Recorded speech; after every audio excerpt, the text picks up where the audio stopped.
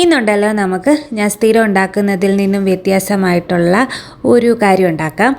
Banana pancake വിത്ത് strawberry sauce. അപ്പോൾ അതിന് വേണ്ടിയിട്ട് കുറച്ച് സ്ട്രോബെറീസ് ഒരു പാനിലേക്ക് എടുക്കുക. അതിലേക്ക് നമ്മുടെ പഞ്ചസാര, അത് സ്ട്രോബെറിയുടെ പുളിയും നിങ്ങൾക്ക് ആവശ്യമുള്ള മധുരവും എല്ലാം അനുസരിച്ച് പഞ്ചസാര ചേർത്ത് കൊടുക്കുക. ഒരല്പം വെള്ളവും കൂടെ ചേർത്ത് ഇത് അടച്ച് വെച്ച് ഒന്ന് വേവിക്കുക. അപ്പോഴേക്കും സ്ട്രോബെറിയിൽ നിന്ന് ആവശ്യത്തിന് വെള്ളം ഇങ്ങനെ ഇറങ്ങി വരും. എന്നിട്ടിത് ഒന്ന് വെന്ത് കഴിയുമ്പോഴത്തേനും ഇതൊന്ന് ഉടച്ചു കൊടുക്കുക. ഉടച്ച് ചെറുതായിട്ടൊന്ന് വറ്റിച്ചെടുക്കുക. ഒത്തിരി അങ്ങ് വറ്റിക്കേണ്ട, ചെറുതായിട്ടൊന്ന് വറ്റിച്ചെടുക്കുക. എന്നിട്ട് അതിലേക്ക് ഒരു നുള്ളു ഉപ്പും കൂടെ ചേർത്ത് ഇളക്കുക.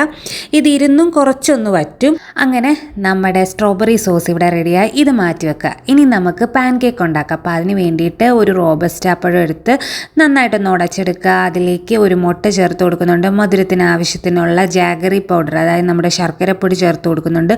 ഒരു ഡ്രോപ്പ് വാനില എസൻസും ഒരു നുള്ളു ഉപ്പും കൂടെ ചേർത്ത് നന്നായിട്ട് അങ്ങ് മിക്സ് ചെയ്യുക. എന്നിട്ട് ഇതിലേക്ക് ഗോതമ്പൊടിയോ മൈദയോ ഒക്കെ ചേർത്ത് കൊടുക്കുക.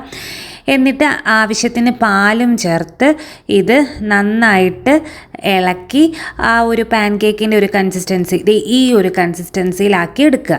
ഇനി ഒരു ദോശക്കല്ല് ചൂടാക്കുക. അതിലേക്ക് കുറച്ച് ബട്ടർ തൂത്തിട്ട് ദോശ ചൂടുന്ന പോലെ തന്നെ നമ്മുടെ പാൻ കേക്ക് ഇങ്ങനെ ചുട്ടെടുക്കുക. രണ്ട് സൈഡും ഒന്ന് മൂത്തതിന് ശേഷം ഇതിലേക്ക് നമ്മൾ ഉണ്ടാക്കി വെച്ചിരിക്കുന്ന സ്ട്രോബെറി സോസ് ശകലം പുരട്ടിയിട്ട് ഇതങ്ങ് മാറ്റി വെക്കുക. ഇനി വീണ്ടും അടുത്ത പാൻ കേക്ക് ഉണ്ടാക്കുക.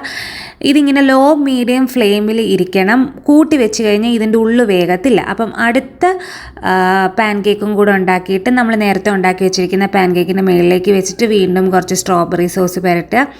ഇങ്ങനെ പാൻ കേക്കുകളെല്ലാം ഉണ്ടാക്കിയെടുക്കുക. എന്നിട്ട് ലാസ്റ്റ് ബാക്കി വന്ന സ്ട്രോബെറി സോസ് ഇതിൻ്റെ മുകളിലേക്ക് അങ്ങ് സ്പ്രെഡ് ചെയ്ത് കൊടുക്കുക.